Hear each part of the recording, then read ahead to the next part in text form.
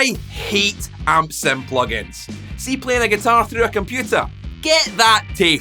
It never sounds right. I've got to hear it through headphones with latency from the DAW, and inevitably something will go wrong. The software will forget the license key, and I'll need to search back through years of fucking emails to find the code again. It's an asinine, horrible experience, and I'd rather hack off my manhood with a rusty hatchet than engage with it.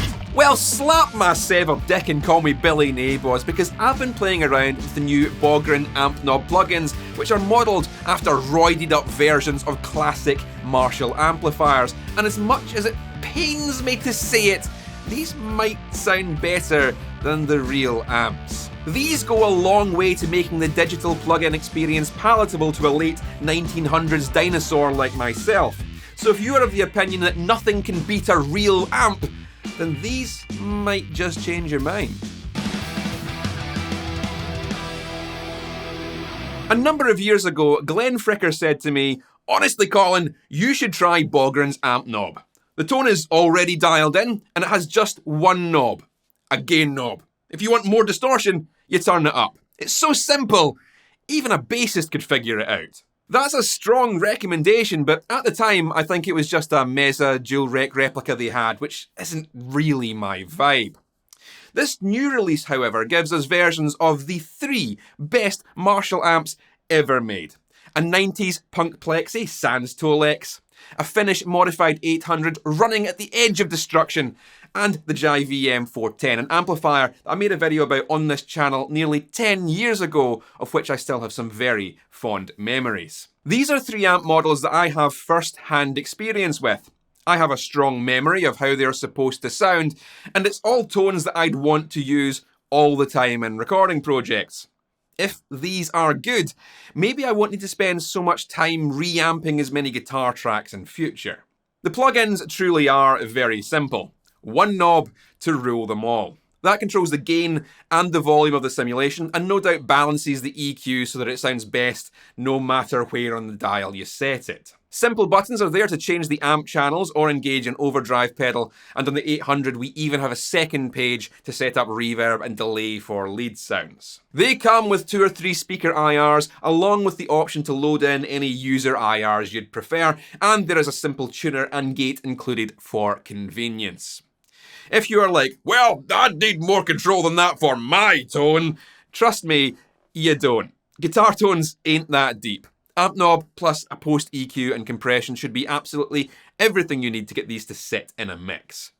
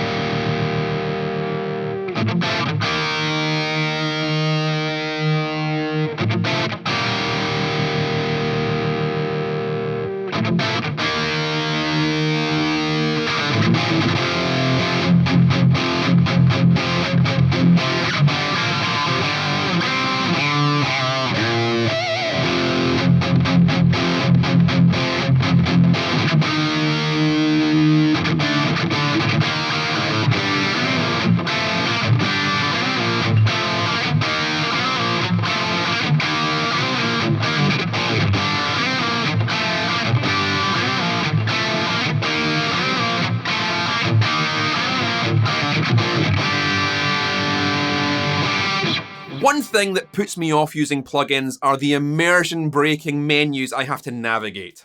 In order to make plugins intuitive to operate, for me at least, they need to look and behave like the physical device they are ripping off. I want knobs that turn, and switches that flick, and a layout that I can recognise from the real world. Bogren's AmpKnob plugins nail that. I can take one look at the graphic and know what amp it is I'm playing.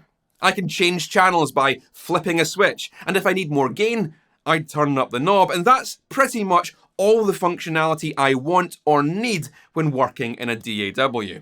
Any of the more fine detail settings are available along the footer bar, and I can get in and out of them quickly to change IRs or access the tuner without contributing to my frustration. Just like a man with a fear of dolphins, the less clicks, the better.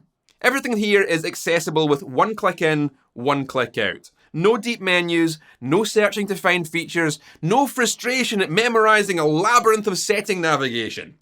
Everything you need is readily accessible from the main screen, clearly labelled and obvious as to its purpose. It's as frictionless a transition from physical to digital as you could possibly design, and that goes a long way towards me wanting to use the fucking thing.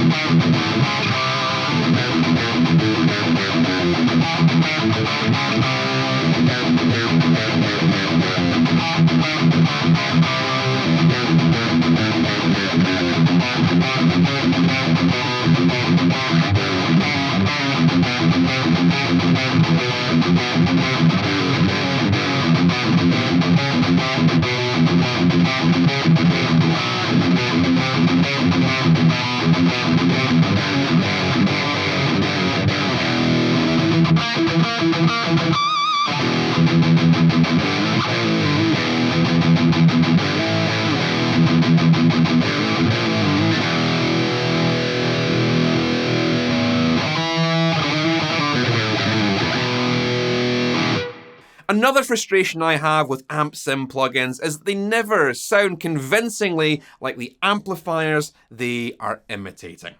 Firstly, I've got to get over the objection of playing guitar through studio monitors or headphones rather than an in-room amplifier. Even with pretty decent studio monitors and headphones, it's a disconnected and sterile experience that I simply can't abide. There's something about the sensation and feeling of a cabinet pushing air in a real physical space that's hard to beat and apparently tricky to emulate.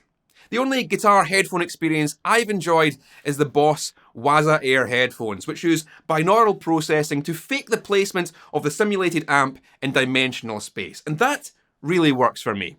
I love using these things, so I know it's possible to overcome my objections if plugin companies go to a little more effort. Bogren's amp knobs have the advantage of focusing on one single amp model, which is always going to yield better results than a plugin boasting 100 different amps. Yeah, I'd rather have one really good one than 100 lackluster sims. These let you load in your own cabinet IRs, which is a deeply welcome feature. The IRs it comes preloaded with are all fine, they're usable, dare I even say they're good, but I'm a picky bastard and I have many IRs I'd rather use. Being able to load these in directly to AmpKnob rather than running a separate instance of an IR loader is not only efficient, but it also means Bogren's IRDX technology gets applied to our third-party IRs. IRDX is an attempt by Bogren to bring IRs closer to the real-world dynamics of a very loud speaker cabinet. IRs on their own replicate only a frequency snapshot of the speaker and cabinet's response to signal. That's about 90% of your sound, but in a real speaker cab, at volume, you also are getting dynamic loudness changes to frequency and signal amplitude, as well as real physical distortion in the speaker, which isn't replicated with IRs. It's a small part of the sound, but can go a long way in making an entirely digital sound seem like it's happening for real. I haven't done any of my own comparative analysis on this IRDX feature to say for certain how accurate it is to real speaker dynamics, but I don't think that really matters because in terms of making a plugin whose sounds I'm willing to believe and tolerate, this does a really good job regardless.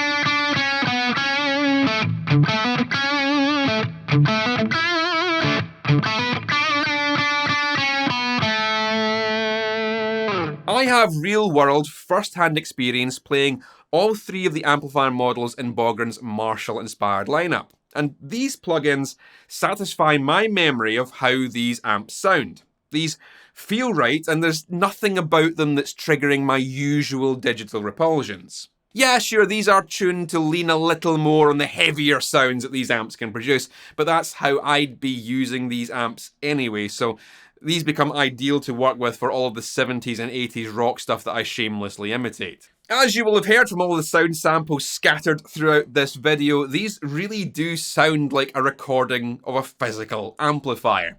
They've got the correct dynamic low end, they respond realistically to different pickup outputs, including rolling back on the guitar's volume control, and best of all, I didn't find any of them distracting or frustrating to use. I even posted some clips to my personal Facebook page without revealing what amplifier I was using, and all of my guitar and music industry friends were like, "Oh yeah, sick tones," and "Wow, that gold top sounds amazing," and that's probably as good a litmus test as you could possibly hope for. So if you're looking for some classic cranked up Marshall tones in a plug-in format with sounds that are good enough to impress other guitarists, check out the Bogren AmpKnob stuff.